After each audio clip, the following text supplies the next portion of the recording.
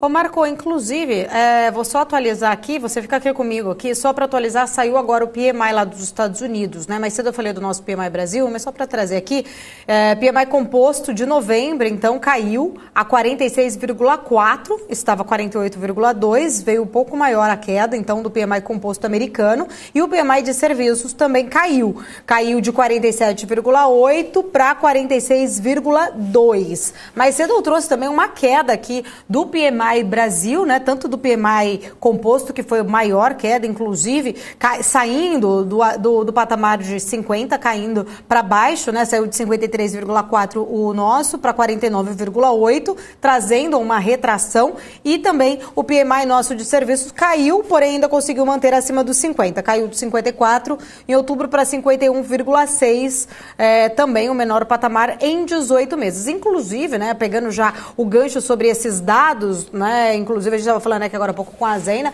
Eu queria entender um pouco da sua visão em relação a perspectivas, né? A gente vê essas retrações acontecendo, tanto nos Estados Unidos quanto aqui. Não acho que seria tanta surpresa, assim. Acho que a surpresa maior foi o tamanho dessa magnitude da queda, mas até, inclusive, eu vi um post seu mais cedo falando um pouco mais sobre, né, como os Estados Unidos vai controlar a inflação, que provavelmente deve controlar mais cedo ou mais tarde, mas que o dólar deve continuar forte, se fortalecendo. Tá aí, até o pessoal já colocou aí na tela o seu tweet mais cedo, né? Uma certeza que nós temos, os Estados Unidos vai conseguir controlar a inflação mais cedo ou mais tarde, que o dólar deve continuar forte, se fortalecendo em relação a diversas moedas. A incerteza que nós temos é o comportamento da nossa inflação e da nossa moeda. Qual escolher?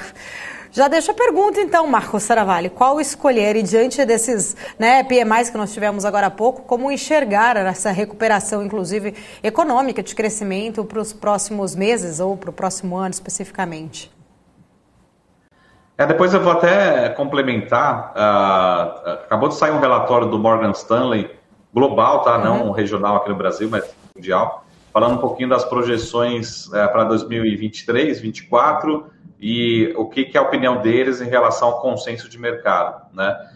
Uma certeza 2023 tende a ser um ano bastante desafiador, o mundo vai estar retraindo ou crescendo num ritmo ainda bastante fraco. Tem essas dúvidas em relação, acho que a China, a grande discussão de 2023, na minha opinião, vai ser China, porque a gente tem uma notícia boa para o curto prazo, até tem ajudado os índices por lá, algumas ações se valorizarem recentemente, para quem tem alguns ETFs aí tem visto não só S&P 500, mas alguns índices chineses se valorizarem para o curto prazo. Então, notícia boa, até o Felipe estava mostrando realmente o impacto positivo para commodities, mas tem uma preocupação de contratar novamente, uma preocupação em relação à inflação para 2023 e 2024. Então, esse vai ser o grande assunto para o ano de 2023. Qual vai ser o ritmo de crescimento americano e chinês, das economias emergentes particularmente, e como isso vai se traduzir no comportamento da inflação, né? Quando eu falo ali no tweet, eu estou falando basicamente o seguinte: os Estados Unidos, né, historicamente, eles já passaram por alguns momentos de pico de inflação, né? Talvez esse seja preocupante porque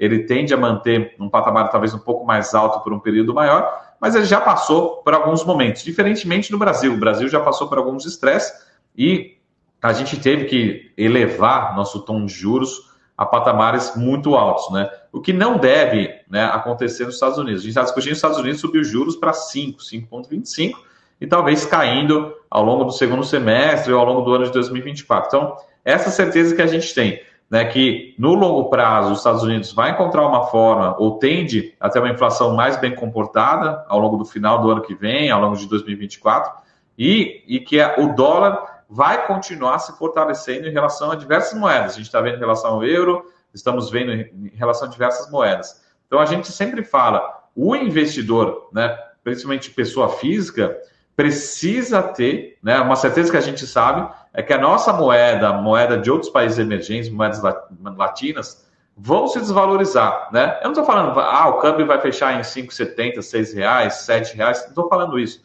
Estou falando que no longo prazo, durante 5, 10 anos, uma certeza que a gente tem, a nossa inflação, ela tende a ser maior do que a inflação americana. Então, se a gente só fizer conta, só fizer essa continha, a nossa moeda tem que se desvalorizar mais no longo prazo do que a moeda norte-americana.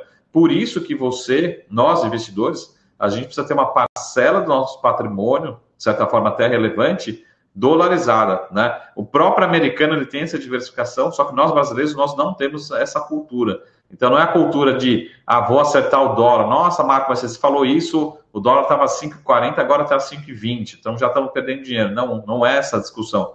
A discussão é quanto que vai estar o dólar, o nosso real, daqui a 5 anos, 10 anos. Eu acho que nenhum economista espera que o dólar daqui a 5 anos, 10 anos vai estar a R$4. A gente não vai ter uma moeda mais valorizada.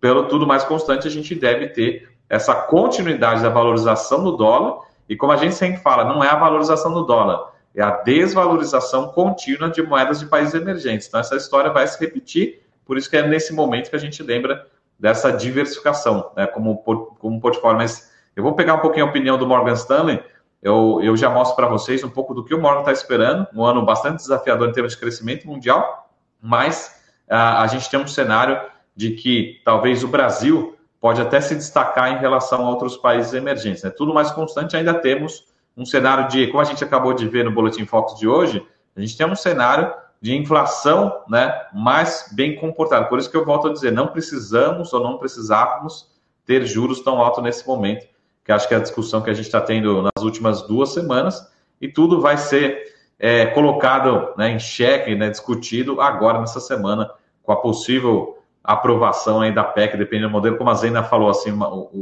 o grande desafio assim, é por não só o montante, mas por quanto tempo a gente vai dar esse waiver, né? Quanto maior, pior, né? Ou seja, se forem 2 anos, for 3 anos, 4 anos, quanto maior esse waiver, pior para o comportamento dos juros, nosso custo de capital, pior para a geração de emprego, pior para o país como um todo, tá? Não adianta resolver um problema agora de 2023 e estragar tudo os próximos 10 anos do Brasil, tá? Acho que essa discussão que a gente precisa ter no Congresso, na Câmara, no Senado, né? O que a gente quer fazer? Isso é o famoso tapar o sol com a peneira, resolver um problema, mas criar um problema aí de 10, 20 anos para frente, né?